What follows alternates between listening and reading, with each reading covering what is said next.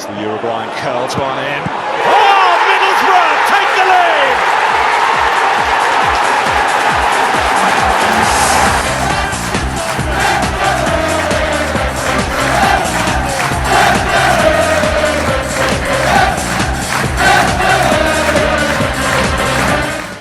What is up, guys? Matthew here. Welcome back to another episode of our FM24 beta career mode here as the manager of the mighty Boro. If you've enjoyed the series so far, please do continue to give it the amazing support that you guys have done thus far. And if you're new, please do drop a like on this video. It means so much and it makes such a great difference to the performance of the content, how many people come across the video, how many people can possibly find the channel and share the content too. So yeah, that would be massive, as well as subscribing if you're new. We don't not only do Football Manager content here on the channel, but we do real life content reviewing the real life Boro, as well as championship content and much more. But we're back here today, and it's, well, Merry Christmas everybody. It's technically half past 3 on the 25th. We've had our Christmas dinner, we're a little bit full, a bit of a food coma. We've stayed away from the wine. We don't want to be, dealing with our managerial business of Boro a little bit too much on the keg, you know what I'm saying? So, yeah, we are getting ready and preparing for the Boxing Day game away at Rotherham before following that up with a home game against Huddersfield. A couple of bits and pieces, though. Obviously, we're on the cusp of the January transfer window, and we've got a couple of deals in the pipeline going out. We've got a couple of extended loans that are going through, and Hayden Coulson, who's joining Aberdeen, which has been in the pipeline for a while. But Paddy McNair has been approached by Lens and Lille. That's it. Good job I hovered over it there because I completely forgot the name. There is also a interested party which haven't made a bid yet, who are Rangers. And apparently, according to Paddy's agent, he would prefer to go to Rangers, and I can't blame him for that. The problem is, Paddy McNair has been a formidable performer of late. He's not someone I would say previously been desperate to keep, but yeah, recently he's been fantastic when he's played at centre-back, and he could possibly fund a move for another striker. We have got plenty of centre-halves, and in terms of incoming players, we've not really got much money to play with. I mean, I've had to drop the transfer budget right down so we can get our wage budget back to where it should be, because we were overspending.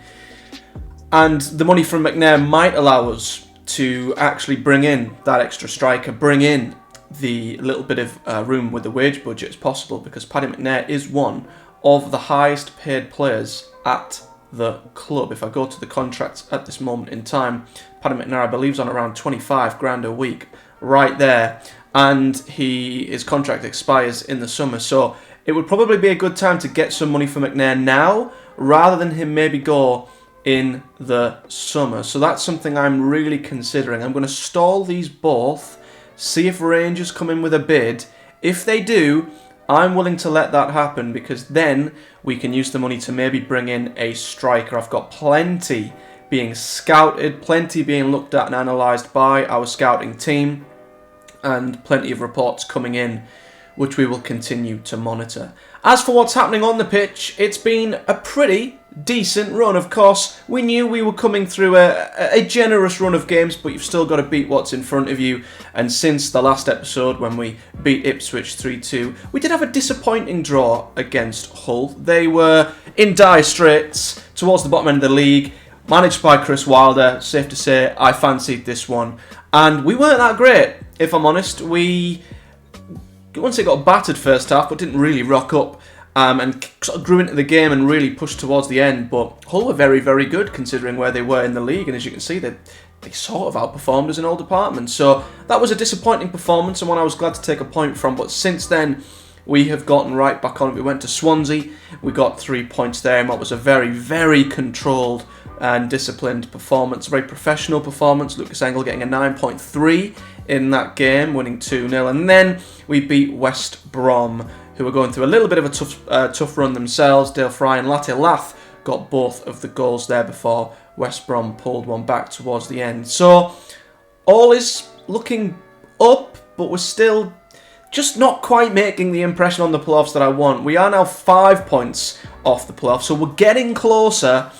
And we have got Huddersfield in this episode, so what a chance to really, really claw the gap to the playoffs into our grasp if we can beat them. And I can't quite comprehend how and why Huddersfield are there. To be fair, Darren Moore's doing a ridiculous job. So, yeah, I'll continue to monitor everything that's happening off the field, and we will see what comes of it over the next couple of days. And we will now get ready for our Boxing Day game away to Rotherham, who are playing quite well. So a few changes to the team here away at Rotherham. The back four pretty much picks itself. However, we have gone with Lucas Engel over Alex Bangura, just because Bangura is feeling a little bit tired. But we've got two incredibly high-performing left-backs at this moment in time, so we're going to keep them both in the squad. It's going to be Engel's turn today. Dale Fry is at the back alongside Dara Lenihan. I'm going to keep McNair out just because of the interest at this moment in time. But Dale Fry is definitely going to be useful when it comes to defending the crosses that Rotherham will continually try and get into the box. That's their main avenue of goals. O'Brien still seems fit enough to start in midfield with Matt Crooks starting alongside Hayden Hackney. To be fair, O'Brien's not that fit at the moment, so I might maybe employ Crooks as a... Maybe we might be better playing Dan Barlaser. I'm just a little bit wary. And to be fair, I think Crooks might be a better ball-winning midfielder. It's 6 and 2 threes, isn't it? Really. What if we have Barlaser as more of a deep line playmaker? There we go. So we will give a couple of the centre mids a rest in what is a very, very busy period. But the rest, we've got Aidan Hackney who's back in, of course. Lath replaces Jones, who's a little bit short of full fitness as well. Same for McGree, and Marcus Forss is fit enough to start. So, yeah, quite a few players who aren't unfit, but are not 100%, and we need to rotate the squad at this time of year when it is, of course, extremely busy. So, here we go, getting ready to head to Rotherham, which is a place that I have pretty bad memories. I feel like it's a bit of a bogey ground for Boro. If I'm honest, let's keep this good run going. But there are certain grounds in the country which are known to be bogey grounds for Boro. I always get the impression that Oakwell is one at Barnsley. This is one, among many others. Portman Road, I think, feels like one at Ipswich. We have gotten the better of a lot of our bogey grounds in recent years, but we lost at Rotherham in real life last season, towards the end when we just fell off a cliff in real life. So, yeah, I thought Rotherham had a turnaround in form, but they are just lingering above the drop, which is where you'd expect them to be. But Boxing Day, sellout crowds, one of the best days on the footballing calendar, and probably one of the toughest if you're the away side, let's be honest. So we're going to need a professional job today. It might not be perfect, it might not be swashbuckling goal scoring Boro, but hopefully it's one that'll get the job done. Not much to report so far. Not a shot on target for either side in the opening 20 minutes. Rotherham going for a long switch there. Smith controls it. Dale Fry then brings it down to Lucas Engel. Here's Morgan Rogers playing in place of Riley McGree. A lot of new boys in today, but a good chance for some of them to stake a claim for a starting place. Crooks there in Force. This is good play from us. Very nice build-up players. Tommy Smith. Can he put a ball into Marcus Forss? Yes, he can! And Marcus Forss scores. The flag stays down. And our top goal scorer gets his goal. How many is that for Marcus Forss? He's well into double figures. Didn't quite catch how many goals he's scored this season, but he's our top goal scorer by a mile. Oh, it was tight. It was tight, but a great low cross by Tommy Smith into Force. And ever since we've tweaked the tactic to the 4-3-3, and here's the tight offside. Oh, dearie me, that is tight. Ever since we've switched to the 4-3-3 and we've used the wingers and the full-backs, we've went with the low crosses, but we've opted to work the ball into the box still, so we're not leaving Force isolated and we're not floating crosses in, because he's not going to compete in the air up against more centre-backs. So, and here he is again. Oh, he's nearly scored a second. Force, a wonderful run. Almost finished off with a goal.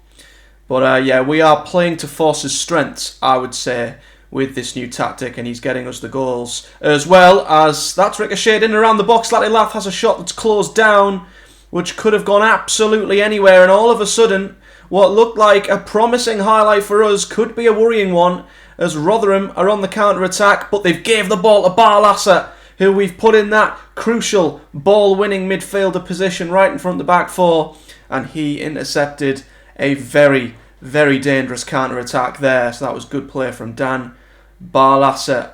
But we've had a good spell, although here come Rotherham with their direct play, and that is a frustrating goal to concede, as Route 1 and as rubbish as it gets from Rotherham. A long throw flicked on and headed in by former Boro striker Jordan Hugill.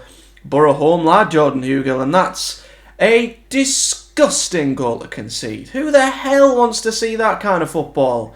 But it's probably one of Rotherham's only avenues in terms of creating chances from the wing, long throw-ins, and they come in level. So quite an even game, in fairness. I wouldn't say there's much between the two sides, but a shame that we have not been able to maintain our lead.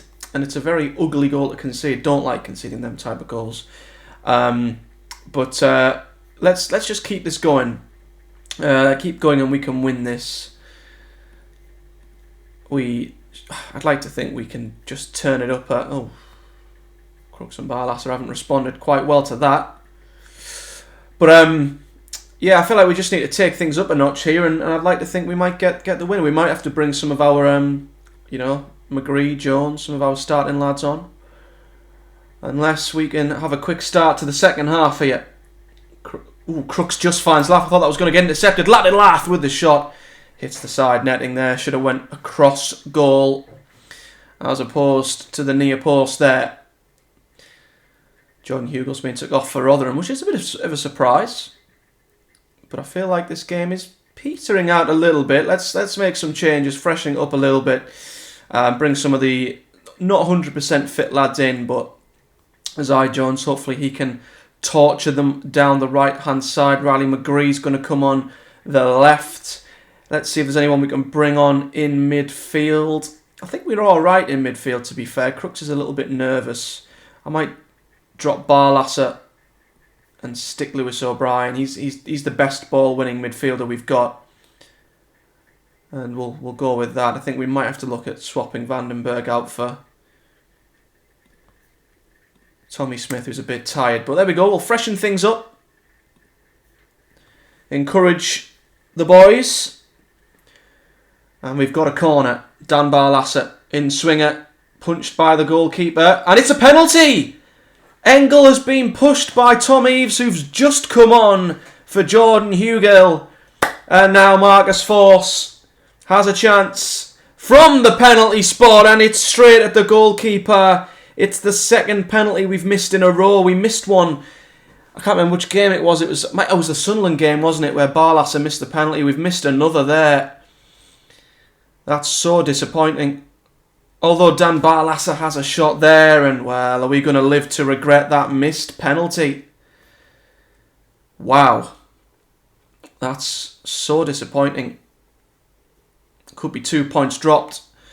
Unless Lucas Engel, who is running and running and running, pulls it back to McGree. Lewis O'Brien to Dan Barlasser. Here's Marcus Force. He always hit the bar. Tipped on the bar by the goalkeeper. And Rotherham are hanging on. We're going to go attacking. We can sense blood. We can smell blood. Let's go for it. I feel Rotherham are on the ropes here. And we've got a throw-in on the left. We've had plenty of really good performers. Isaiah Jones gets the goal! Didn't quite get a great angle of that, but Isaiah Jones might have won the game. On the 88th minute. I don't know what happened here. Hackney, it was Engel who whipped it in, and it took a deflection. Isaiah Jones' first-time effort. It was going straight at the goalkeeper, but that didn't matter because it deflected in to the back of the net. And, I mean, our back four are all having a brilliant game, aren't they? But I am going to make a change. Who shall we take off and drop into the centre of defence? So Dan Barlasser. And then we'll take him out for Paddy McNair. Stick Dale Fry in the centre of a back three. And I don't want to take Tommy Smith. He's having a good game. They're all a little bit tired, but they're playing well. So I'll leave that as is. And I think we'll drop O'Brien to being a ball winner. Hayden Hackney can be a deep-lying playmaker. And we'll ensure that Engel defends. Smith defends. I don't like bringing unnecessary pressure on us. But I just want to ensure we can close this one out. 4 minutes added on. As we are nearing the end of stoppage time, it looks like it's going to be all over, and it is! For all of the late defeats we've had of late, we pick up a late winner this time round. It was a great performance by a lot of the boys involved. Look at that second half performance. Absolutely fantastic stuff. Took the game away from Rotherham, and it was a great performance. The back four did unbelievable well. Once again, our left backs are like our best performers. They just keep knocking in these man of the match performances. Isaiah Jones had a great game. Force as well. That had the potential to be a really, really tricky game. It is an excellent win. I think it's an excellent win given the circumstances. I did think Rotherham were playing quite well actually up until that point. Oh no, they hadn't. They'd lost the last two. Okay, they were playing well in November, and they've hit a bit of a rough patch. But we've capitalised on it, and we win again. The gap to the playoffs is now 4. We're knocking it down. We're chipping away one game at a time. But, well, look at Huddersfield. That's going to be one hell of a game. How are they? Look at the goals they're scoring. Who's that? Bergzorg. Sounds like the main villain in some sort of sci-fi movie. I mean, that's incredible. That's not going to be as easy as it looks, but what a chance for us to claw back one of the sides we're chasing down, as we keep getting suggested to rest Lenihan every 2 games. Every time he comes in, we're suggested that we've got to rest him. But nevertheless, we will fast forward only a few days to the 29th, to the away game against Huddersfield. I thought we were at home, but we're away to Huddersfield. And if there's any ongoing transfer news in between then, I'll let you know. So here's the team then for the match away to 4th place, Huddersfield. So Dieng will be in goal, Tommy Smith remains at right back, Dale Fry will stay in the centre-back position. Despite not being 100% fit, I think again he'll be crucial aerially, so we'll monitor him. He's probably one of the slightly more unfit players in the team at the moment, but Darragh Lenihan, we had to give a rest, we promised him a rest. And Paddy McNair's had to come in alongside him because of that, and of course Paddy McNair is currently swirling with transfer speculation, so we need him to be professional and do a job for us there. As I keep saying, Bangura and Engel have both been amazing, so I'm happy to keep rotating the pair of them, and Bangura comes back in. And because we rested a few of them in the last game, we've got our midfield trio back with O'Brien just behind Howson and Hackney. Jones and McGree come back in either side. Look at the chemistry between the fullbacks and the wingers and the midfield is beautiful. However, we have had to rest Marcus Force, our top goal scorer, because his fitness isn't great. He's had a heavy match load. We don't want to risk him getting injured as well. And I want to see what he's currently looking at. So he's on 17 goals in 24 games. So, yeah, will be a miss, but if we need him, we will not hesitate to bring him on. Lath will start in his position. He's wanted to start. Here's his chance. And I've just realised as well, Hackney's not 100% fit. He's wanted by Wolves as well, but we'll play him because his match load's not that high. So, yeah, let's see what we can do away at Huddersfield, a side who have been ridiculously surprising, I would say, this season. I would never have expected them to be in 4th with the squad they've got, but they've found this striker from the Bundesliga who they've loaned in, Delano Bergzorg, and he's the man. You stop him, you probably stop Huddersfield, but they've also got some very, very in-form defenders, and they do sit with a very stubborn 5-3-2 out of possession, so it's going to be very hard to break through them. This could be a tight game. It could be one of them really tight ones which are nicked by a goal. Moment of quality. This is not a game to be taken gently. It's got to be one we've got to take seriously. As 6 minutes in, Boro have the ball on the left-hand side. Hayden Hackney into Paddy McNair, who this could be any game now, his last game for Middlesbrough.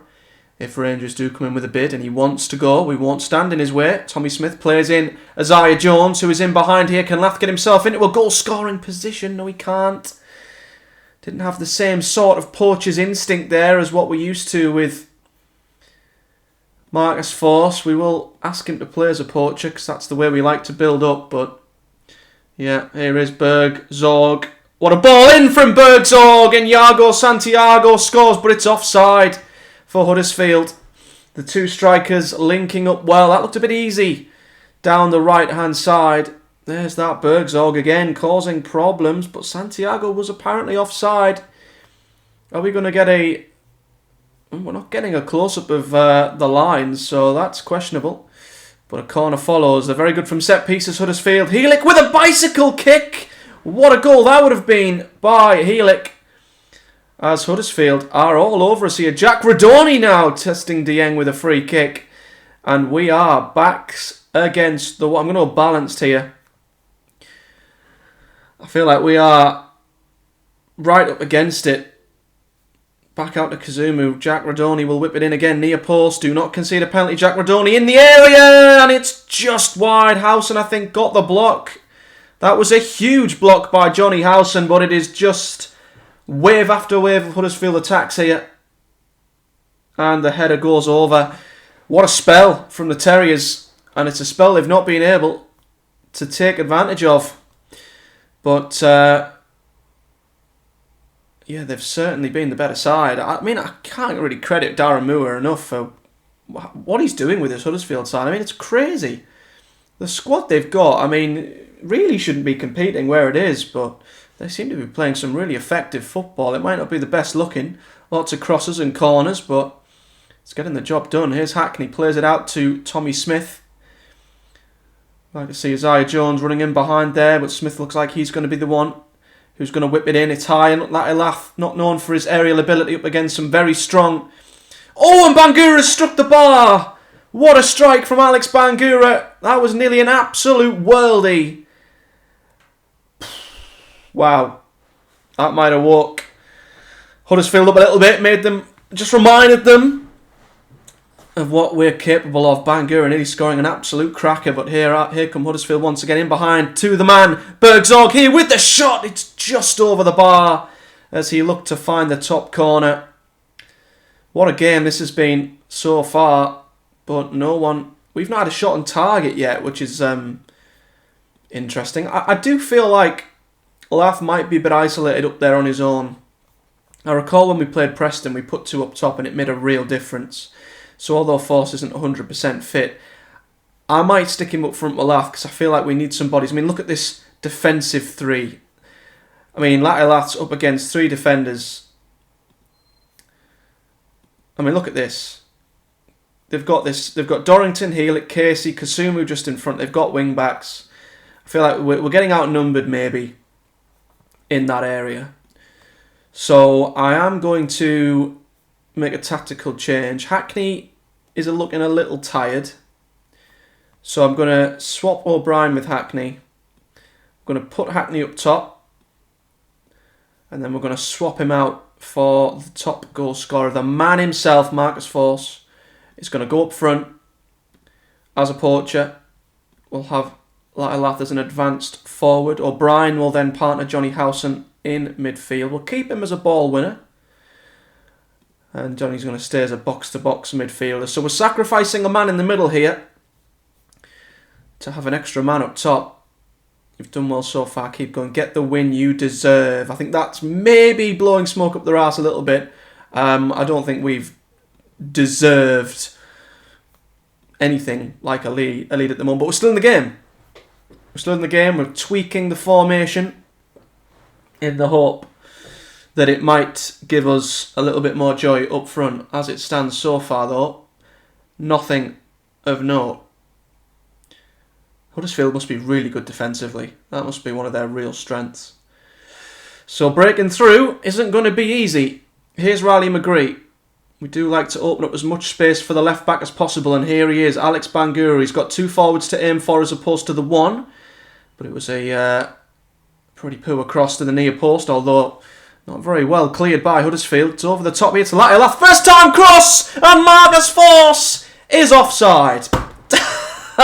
They've had an offside, we've had an offside, but the two strikers combining. Jones with a great ball over the top. He should really be onside there. You know, he just has to stay behind the ball. But very good to see our 2 centre forwards combining. We don't play 2 up top very often. That was nearly out there by Dieng. But maybe a sign that 2 up front might work. I mean, that would never have got its way through in the first half if Force was up on his own or Lath was up on his own. That was a bit of a heavy pass to Bangura there as well. An early cross to Marcus Force, who heads it down to Lath. He's missed a sitter. Oh! Lath. He's missed an absolute sitter. I cannot believe he's missed that. Oh, Lath, what a chance. Again, the 2 strikers, it's working. Headed down by Force. Lath misses the whole target. Can't believe it. Right, we'll swap out Riley McGree for Morgan Rogers. Also just for fitness. I mean, both sides have had some chances. They've had disallowed goals. I mean, this could go any which way. It really could. Long ball out, though. Helix going to eat them up. Luckily, Rogers wins that. As Boro played out from the back. Paddy McNair. I mean, this would be a monumental win in terms of closing the gap to the top 6. Could be huge. It's going to be tight. It's probably going to be a 1-0 at the very most. Rogers plays it into Johnny House, and here's Marcus Force. Marcus Force scores his 22nd goal of the season. That one will count. The substitute has come on, and our decision has paid off. A fantastic through ball. Apparently it was an error from Nichols. Rogers playing it into Howson. Lovely through ball. Well, I don't know what Nichols is doing there. I mean, it looks a little bit sketchy, doesn't it? Says Force trying to flick it over the goalkeeper. But we have got ourselves in front. Ball might not last very long. We haven't even had a chance to react to it as there's a corner. It hit the bar. Jones recovers it for Huddersfield. Casey plays it out to Kasumu. Backs against the walls here for Boro. Helic out to Casey. Jones takes a shot. He probably didn't have to shoot from there. That was the wrong decision, and it goes out for a throw-in. Nearly an instant response from Huddersfield. And we're going to revert back. Now we've got the goal we need, we're going to revert back to where we were. So we're going to take off Lath, bring on Dan Barlasser, and basically revert back to what we were doing before. Just rotating things around. Force is going to be up on his own, and we're going to have Dan Barlasser. We'll swap him with O'Brien, who's going to protect the back four. We're also going to drop... Can I drop Barlasser? I think he's playing too further forward there, isn't he? Or is he? Doesn't seem like we can drop him back to being a defensive...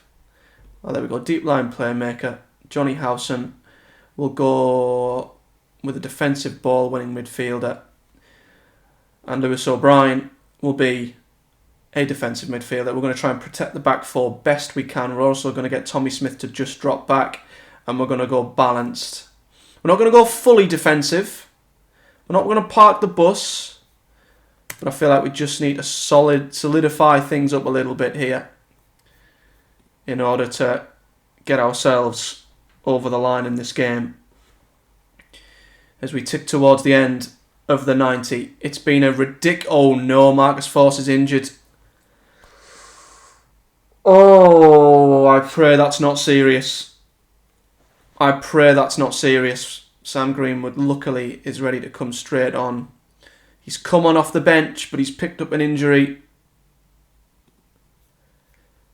I pray that when we get out of this game, the physios don't have some bad news for us. A lower leg injury.